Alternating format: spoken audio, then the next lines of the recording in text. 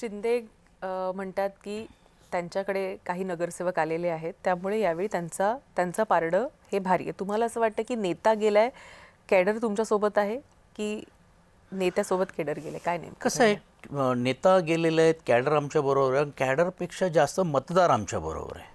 कारण आजही जो मतदार, तो हाक आम्ही जशी त्याला देतो, तो आम्हाला साथ देतोय. आणि त्या विधानसभेच्या निवडणुकीमध्ये पण देखील तुम्हाला पाहायला मिळालेलं आहे. आणि म्हणून मला असं वाटते की जरी देखील, आणि मग जसं म्हणून मी तुम्हाला म्हटलं की काय काय त्यातले काही लोक यायला मागतायत. आता तर ते सत्तेत आहेत, त्यांना 2-2, 3-3 कोटी रुपये विकास निधी मिळालेले. बाकीची निधी मी म्हणत नाही, ते ऑफ द रेकॉर्ड जे काय चाललं ते जाऊ द्या.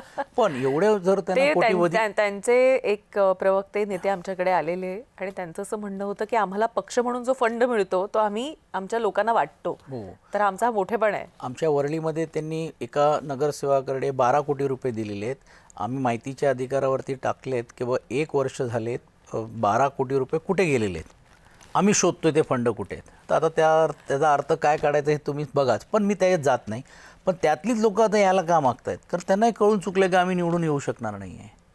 आणि म्हणून ही परिस्थिती जी बदलते, ती सकारात्मक परिस्थिती बदलते. अर्थात तुम्ही बघितलं असेल की महायुती कसे भांडतायत, एकमेकांच्या अंगावर जात आहेत, हे मी सांगायची गरज नाही. काल दादानी काही जिल्ह्यांमध्ये सांगितलं की आपल्या बळावरती आपल्याला ताकदीने लढावं लागणार आहेत, आपण काय कोणाच्या भरोश्यावर राहू नये. स्वतः अमित शाह जी आले ते बोले आपल्याला कुबड्यांची गरज नाही आहे. ह्यातून हे स्पष्ट दिसत आहेत की स्थानिक स्वराज संस्थेमध्ये आणि जिल्हा परिषदेमध्ये हे काय एकत्र लढणार नाही आणि काही करून घेऊन यांना बाजूला ठेवणार आहेत. अशावेळी महाविकास आघाडी म्हणून पण देखील काही काही भागांमध्ये आम्ही लढणार नाही आहोत, काही काही भागामध्ये आपण लढणार आहोत. पण सत्तेमध्ये तुम्ही एकत्रित आहात, सत्तेचा वाटा तुम्ही एकत्रित घेत आहेत. मात्र ज्यावेळी त्याचा अधिकचा वाटा आम्हाला पाहिजे, त्यावेळी तुम्ही त्यांना मित्रपक्षाला साथ सोडतायत, हेच दिसत आहेत.